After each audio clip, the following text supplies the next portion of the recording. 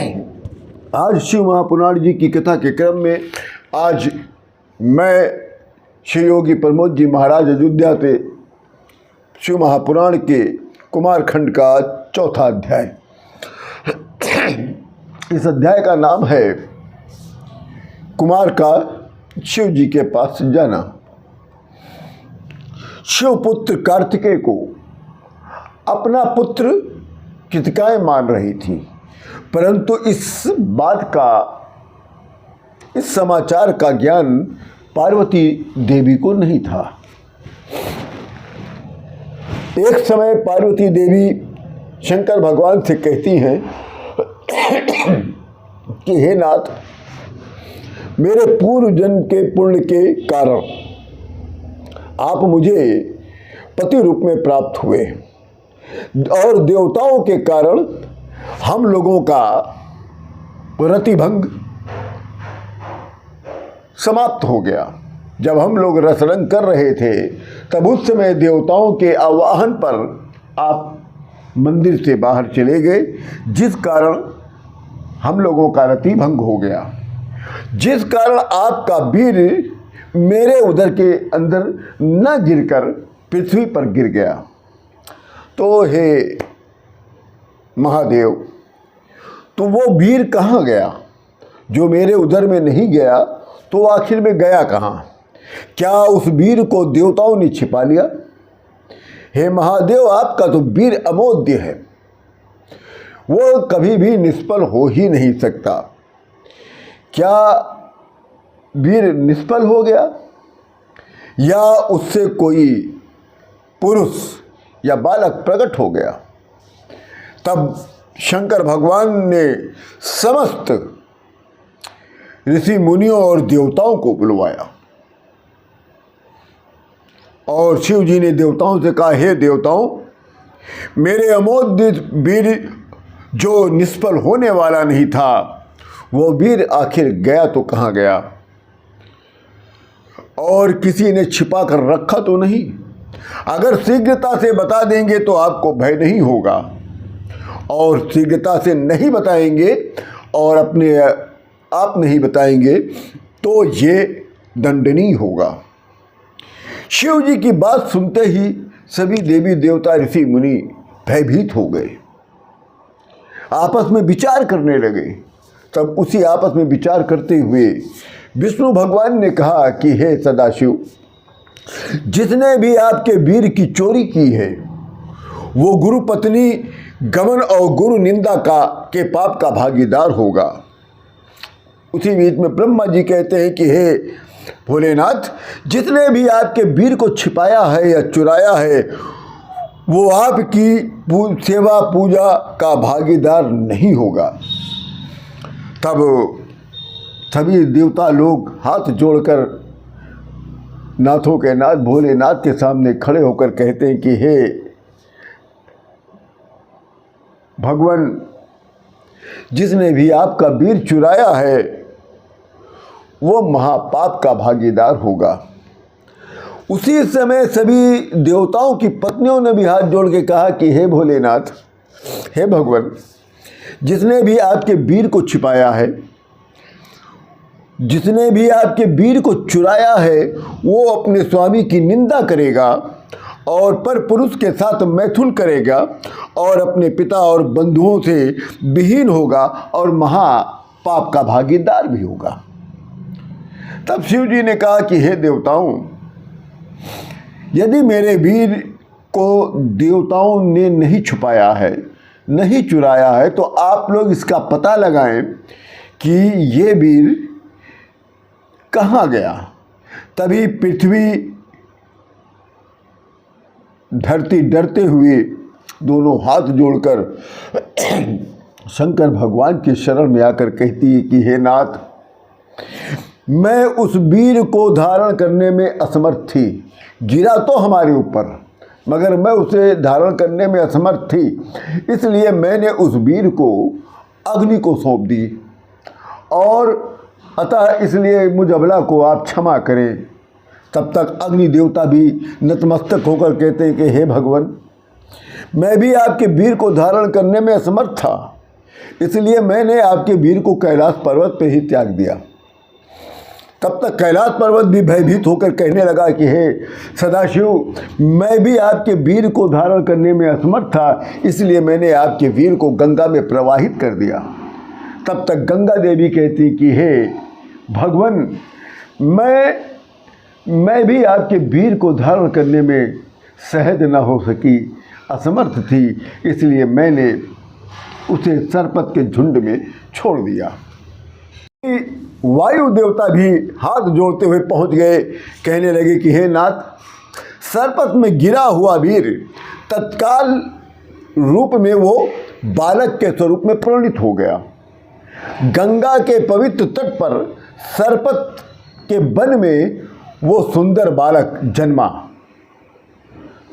सूर्य भी हाथ जोड़कर कहने लगे कि हे भगवान, रोते हुए उस बालक को देखकर काल चक्र से प्रेरित हुआ मैं वहाँ ठहरने में असमर्थ होने के कारण मैं अस्ताचल को चला गया।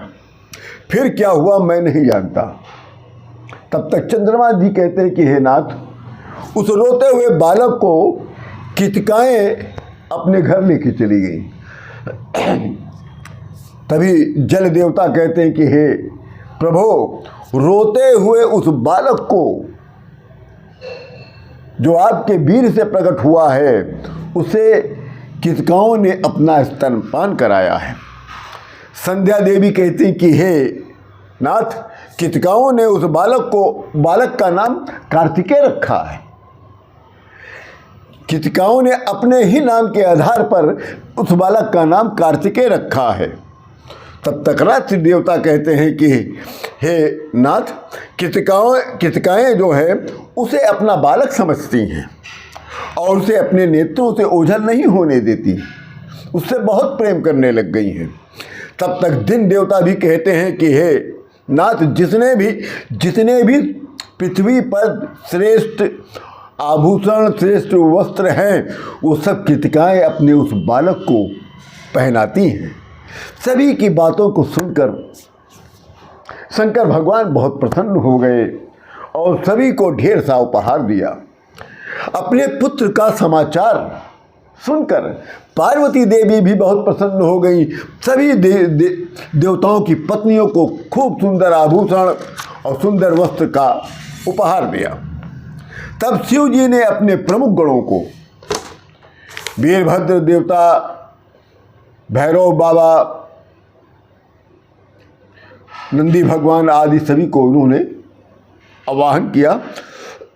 सभी लोग शंकर भगवान की सेवा में उनके गण खड़े हो गए। तब शंकर भगवान ने कहा कि आप लोग वहाँ जाएं जहाँ कितकाएँ रहती हैं और वहाँ पर मेरे वीर से उत्पन्न एक बालक है जिसका नाम कार्तिकेय है, उसको लेकर आप लोग आए। जब शिव के गण अस्त्र शस्त्र से सुसज्जित होकर चल पड़े तो दूर से कितकाओं ने शिव गणों को देखा। जब शिव गणों को कितकाओं ने देखा तो वो भय से व्याकुल हो गई और इतने भयभीत हो गई तो जाकर तुरंत अपने पुत्र कार्तिकेय को बताया। कितकाएँ कहती कि हे वत्स कार्तिकेय, असंख्य सेनाओं ने हम लोगों के घरों को घेर लिया है। हम लोग इस समय कहाँ जाएंगे, क्या करेंगे, कुछ समझ में नहीं आ रहा है। तब कार्तिकेय भगवान कहते हैं कि हे कल्याणियों, आप लोग भयभीत ना हो। मेरे रहते हुए भय की इतनी साहस नहीं है जो हमारे तक भय आ सके। मैं बालक जरूर हूँ। कहा, कार्तिकेय भगवान ने कहा कि हे कितकाएँ मेरी माताएं, मैं बालक जरूर हूँ परंतु मुझसे कोई भी जीत नहीं सकता है। ये तभी सभी शिव गणों में से नंदी भगवान सबसे आगे आए और कार्तिकेय भगवान को हाथ जोड़कर प्रणाम किया है। और नंदी भगवान कहते हैं कि कार्तिकेय को पहले कितकाओं से कहते हैं कि हे माताएं, आप सभी को मेरा सादर प्रणाम और फिर कार्तिकेय भगवान को कहते हैं कि हे मेरे कार्तिकेय भाई, आपको भी सादर प्रणाम। हम लोग जिस कारण से आए हैं उसे सुनिए, भयभीत ना होइए। शुभ समाचार ये है कि आप सभी लोगों को शिव जी ने बुलाया है और हम लोगों को शिव जी ने ही भेजा है और शिव जी की आज्ञा से हम लोग यहाँ आए हैं। हे कार्तिकेय महाराज, आप मेरे शिव भगवान के वीर से उत्पन्न हुए हैं, अतः आप पार्वती और शिव जी के पुत्र हुए, इसलिए हम लोग आपको आदर सहित लेने आए हैं। तब कार्तिकेय भगवान कहते हैं कि हे नंदी भाई, आप तो त्रिकालदर्शी हैं, आप सब जानते हैं। मगर मेरी भी एक बात सुनिएगा। जिन लोगों का जिस योनि में जन्म होता है वो लोग उसी योनि का सुख भोगते हैं। और ये जो सभी कृतिकाएँ हैं, ये ज्ञान युक्त योगिनी और कला प्रकृति हैं। इन्होंने ही अपने दुग्ध का पान कराकर मुझे इतना बड़ा किया है। मेरे ऊपर इनका बहुत उपकार है, इसलिए सबसे पहले अगर मैं किसी का पुत्र हुआ तो मैं इन कृतिकाओं का हुआ। बाद में मैं पार्वती और शिव का पुत्र हूँ, सबसे पहले मैं कृतिकाओं का पुत्र हूँ। और ये हमारी धर्मज्ञ माताएं हैं, इनका कभी भी ऋण मैं चुका नहीं सकता। मैं अवश्य आप लोगों के साथ चलूँगा और अपने माता पार्वती और पिता शिव जी का दर्शन भी करूँगा। इसी के साथ इतना सुंदर कथा कार्तिकेय भगवान की शिव महापुराण के ये कुमारखंड का अध्याय 4 पूर्ण होता है। आप सभी लोगों को राम राम।